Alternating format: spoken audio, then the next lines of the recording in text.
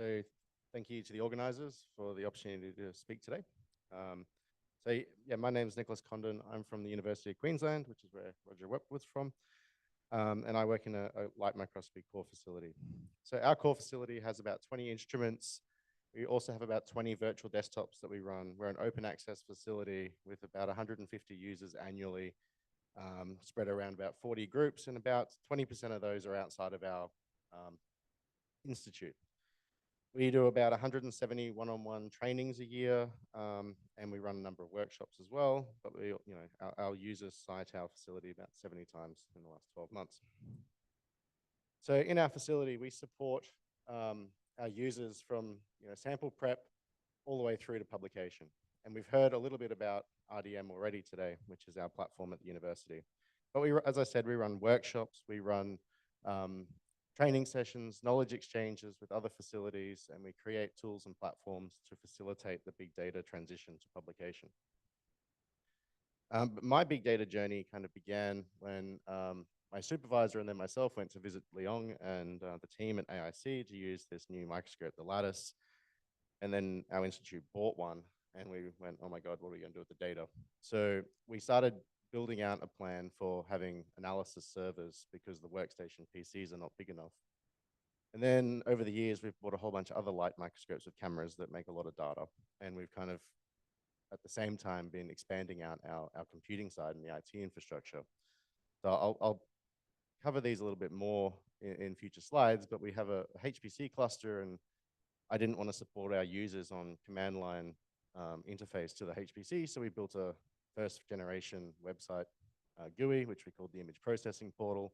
Then over time, we bought new servers and new hardware, updated the portal, basically scope creep. We kept adding tools. I want this, I need this now. How can we add this? And now, as Roger mentioned, we've got this new HPC system called Bunya, where we're running open on demand, and it's a bigger, more complex computer. But my kind of theory is that research data doesn't belong on a portable device. It should never be on a laptop. And the way that I would implement this, if I had the choice, would be that everyone would get a Chromebook or an iPad. And basically, to achieve that, you'd have to kind of solve a number of problems first. We'd have to consider storage and robust, scalable, network-attached storage. We'd need a way to visualize it, so we use remote desktop computing. And then even with the biggest servers, you run out of space and resource, so you need a way to scale up to kind of HPC when it gets too big and too hard. So I won't spend too long on our platform Research Data Manager because it was introduced already, but it's a scalable petabyte parallel file system. It's project-based, so we can attach associated metadata with it. We can say, this project has this grant attached, this ethics attached to it, who's collaborating, who has data access to it. And we have these things called caches, and they're mounted close to the instruments. We have a home data center, which is what this picture is of, and that's about 30 kilometers off site. So it's, to be efficient, we don't want to have our data going from instrument all the way off site. We want it going to something close in the building, which are these things that we call the caches. But your end user probably won't know how to mount the caches. So we've implemented a number of strategies to make it easier. So we can auto mount at the institute this thing, which we call the Inst Gateway, where if you click on that, every collection that you have access to read-write gets presented there. So the user doesn't need to remember that, oh, my curing cancer project's Q1234 and all these links and network paths. It's mounted automatically. We can automatically transfer files from instrument to the project data store. So Roger introduced Pitchy. We have another method that we've used to auto do it. And we also operate a 200 terabyte non-backed up Scratch drive, which we use for temporary storage intermediary files if we're working on VMs and things like that. Because you do need rapid access to files, but maybe you don't want to have 3 backup copies of that intermediary file. Certainly important when you're dealing at the terabyte scale. But we take pictures, so we want to look at them at some stage. And back in the dark ages, in 2017 or before, this is where I cut my teeth and doing my studies and PhD, was on these Mac Pro workstations. It's a low barrier entry. It's the computer. People know what that is. People know how to operate, walk up to it. it's easy to maintain because I can pull it out from under the desk and replace a hard drive. It's pretty straightforward for licensing because if you still have a USB dongle license, which some vendors still are attached to, you plug it into that computer. It's management pretty easily. But it lives in the office, which means it doesn't have data center network speed, so it's slow. And it's a pretty poor challenge to upgrade these, especially if you go down the Mac route. So we moved to these remote analysis servers. This does require training and adjustments for our users because the computer's kind of in the computer. I channel Zoolander when I think of that. But it's really great value because for what you get for the price and how many devices you can scale across to, it makes sense. So for example, our resource pool is about 5.5 terabytes of RAM, lots of CPU cores, and a bunch of GPUs. And that's more powerful than what most gaming computers can supply. It lives in the data center, which means we have 100 gigabit connections. So we don't have users complain anymore that it takes hours to move the data. It does, however, come with moderate licensing challenges because we don't have access to these. I can't physically walk up and put a USB dongle in. And there are some solutions to that. And as I alluded to earlier, sometimes you have to go bigger. And so we've got this new shiny HPC cluster. It's, as I said, 30 kilometers off site. It's in a secure building with lots of other kind of banking IT and things like that. They don't let anyone walk in. That's Sarah, our system administrator. But the computer consists of 140 odd nodes with 14,000 CPUs of different brand, variety, size, 7 different GPU types. I think it's 8 now. I saw an email come through yesterday, and there's over 100 of them. And there's almost 250 terabytes of RAM available. Your average microscopist doesn't know how to request some slither of this so that they can use it for their workflow. Even to get access, typically for this kind of computing requires whole day or multi-day training with the computer science people. You need a pretty strong understanding of Linux file systems, negotiating with a scheduler, submitting scripts and asking for resource allocations.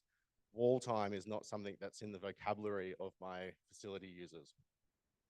And you still need command line and a pretty high degree of scripting knowledge. So we overcome that by running workshops to kind of explain some of these concepts. And we have this tool that we created called the Image Processing Portal. So the IPP, it's a browser-based GUI for HPC processing. It lets the users easily explore the petabyte file system that the RDM is backed by. And we've put in tools just to copy data, because how many people have a facility where a user has tried to Control-C, Control-V, a terabyte folder of data? So we can create, move, rename, batch tools to make it really easy. We built out things like file conversion, deconvolution, image stitching, the ability to execute macros. And all of these things are kind of pretty wizard-like workflows to submit the job on the user's behalf. But importantly, and kind of specific for this topic, is that it gives a receipt of what's been done and when and to what files. So here's what it looks like. That you log in with your university credentials. It handles MFA, all that kind of stuff.